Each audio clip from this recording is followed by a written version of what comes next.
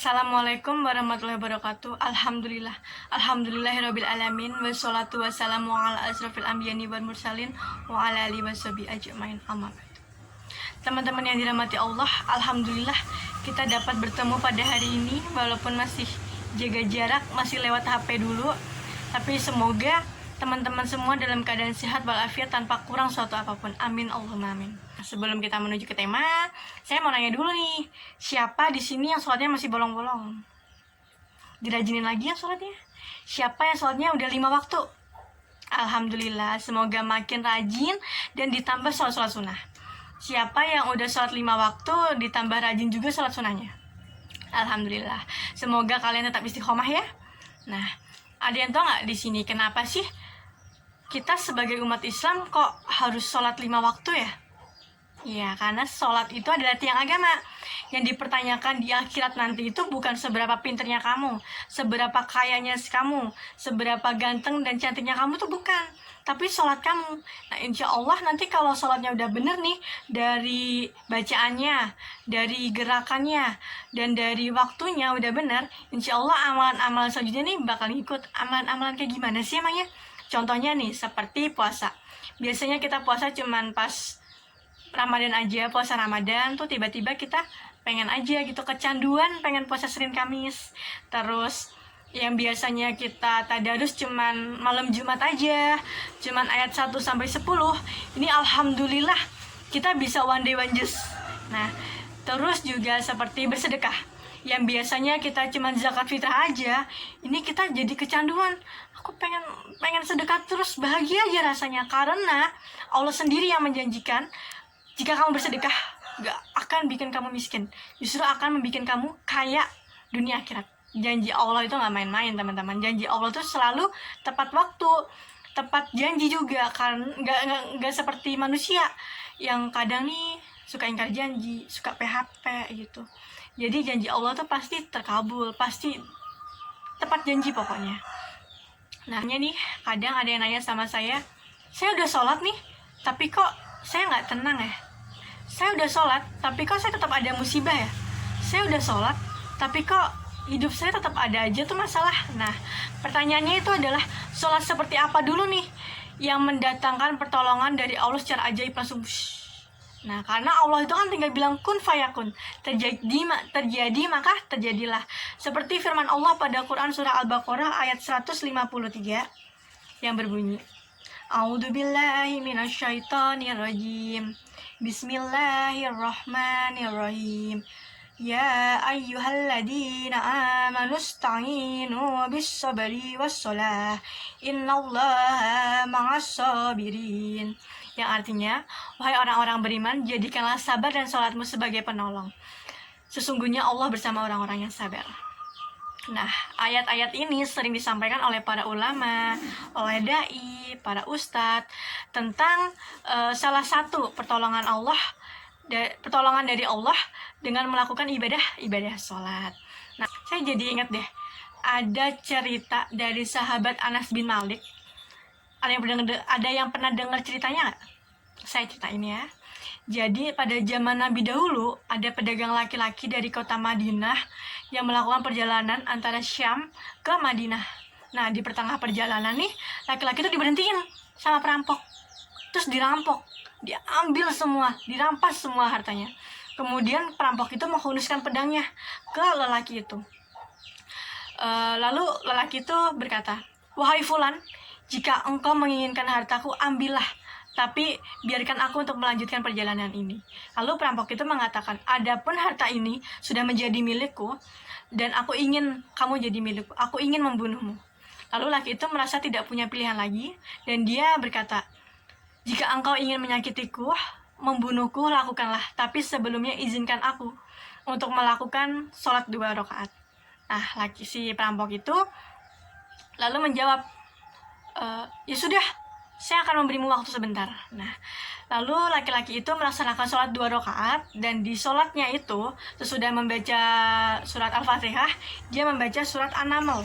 Surat An-Naml ayat 62. A'udzubillahi minasyaitonirrajim. Bismillahirrahmanirrahim. Ammay yujibul muttarra idza da'ahu wa yakshifus su'a wa yaj'alukum khulafa'al ard. Ailahum ma'allah falilam ma tadakkarun. Sadaqallahul azim. Yang artinya, bukankah dia Allah yang memperkenankan doa orang yang dalam kesulitan apabila dia berdoa kepadanya, dan yang menghilangkan kesusahan dan menjadikan kamu manusia sebagai khalifah pemimpin di bumi? Apakah di samping Allah ada Tuhan yang lain? Sedikit sekali nikmat Allah yang kamu ingat. Nah, teman-teman yang dirahmati Allah, inilah ayat yang dibaca oleh pedagang tadi saat melakukan sholat 2 rakaatnya.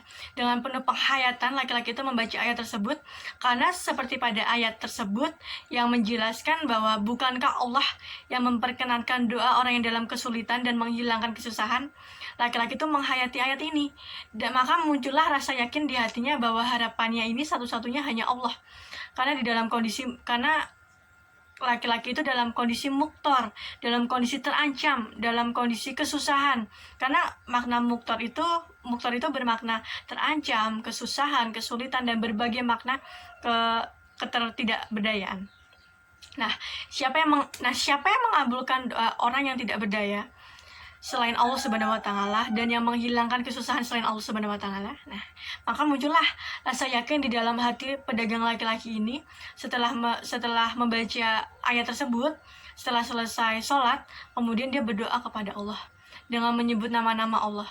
Ya Allah, ya Robbi, wahai Tuhan yang maha pengasih, wahai Tuhan yang maha penyayang, wahai Tuhan yang memiliki arasy yang mulia, wahai Tuhan yang maha menampakkan makhluk, wahai Tuhan yang maha mengembalikan, wahai Tuhan yang melaksanakan apa yang dia kehendaki. Aku mohon dengan cahayamu yang memenuhi sudut-sudut arasmu.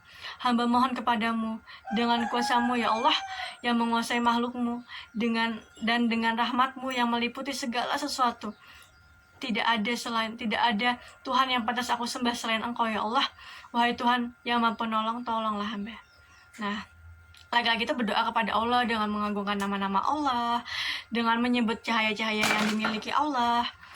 Laki itu selesai berdoa, datanglah seorang laki-laki dengan menggunakan pakaian berwarna hijau, bercahaya, dan dia mengendarai kuda berwarna abu. Dia mengeluarkan pedangnya, lalu perampok itu mencoba untuk menyerang laki-laki ini. Laki-laki berkuda itu. Lalu laki-laki berkuda itu menendang dengan kudanya, cetak, sehingga perampok itu terjatuh. Kemudian laki-laki berkuda itu membunuh perampok. Seketika pedagang laki-laki itu bertanya, "Siapa engkau, Tuan?" Lalu penunggang kuda tadi menjawab, "Ketahuilah, saya malaikat yang turun dari langit ketiga. Ketika kamu berdoa kepada Allah kali pertama, kami para malaikat mendengar suara bergerincing dari pintu langit-langit. Sehingga para malaikat bertanya, apa yang sedang terjadi? Lalu muncullah doamu yang kedua, sehingga pintu-pintu langit terbuka dan menampakkan cahaya yang sangat benderang. Dan di doamu yang ketiga datanglah malaikat Jibril kepadaku berseru, siapakah di antara kalian wahai malaikat yang mau menolong hamba Allah itu? Lalu aku memohon kepada Allah agar mengizinkanku untuk mengambil tugas ini. Wahai hamba Allah, barang siapa yang berdoa dengan doa yang engkau baca tadi ketika dalam kesedihan, kesulitan, dan dalam keadaan kesusahan, maka Allah akan melepaskan dari kesedihan dan menolongnya. Nah, teman-teman, itulah salah satu cerita tentang keajaiban sholat seorang pedagang yang sedang kesulitan lalu ditolong oleh Allah. Pertanyaan yang muncul adalah, apa sih rahasia sholat dari pedagang itu sehingga Allah mendatangkan malaikat khusus teman-teman yang menunggang kuda dan membunuh perampok itu? Dari para ulama, salah satu rahasianya yaitu dia melakukan sholat dengan ihsan, dengan penuh kekhusyuan. Ketika engkau beribadah kepada Allah, seolah-olah engkau melihat Allah. Jika engkau tidak bisa melihat Allah, yakinlah hatimu bahwa Allah melihatmu. Maka jika seseorang melakukan sholat seperti benar-benar bertemu dengan Allah, lalu dia meminta pertolongan kepada Allah seperti pedang tadi, itulah yang disebut sholat yang mendapatkan pertolongan langsung dari Allah. Semakin sering kita melakukan sholat dengan ihsan, dengan khusyuk, dengan benar-benar seperti bertemu dengan Allah. Jika teman-teman tidak bisa bayangkan, jika teman-teman tidak bisa membayangkan seperti bertemu dengan Allah, yakinlah bahwa Allah yang melihat kita. Nah, jadi jika kita melaksanakan ini dalam sholat 5 waktu, dalam sholat-sholat sunnah, terutama sholat tahajud, maka insya Allah sholat kita sudah menjadi keajaiban dalam hidup kita. Jadi yuk rajinin sholat, yang tadi masih bolong-bolong sholatnya, ayo kita rajinin sholat 5 waktu. Karena lebih baik kita memaksakan sholat untuk mendapatkan pahala, untuk menyelamatkan diri kita sendiri, daripada kita bersantai-santai tapi kita mendapat dosa, kita menyusahkan diri kita sendiri di akhirat nanti. Nauzubillahi min dzalik. Nah, saya rasa cukup sekian sharing kita hari ini. Subhanakallahumma wa bihamdika asyhadu alla ilaha illallah astaghfiruka wa atubu ilaik. Wassalamualaikum warahmatullahi wabarakatuh.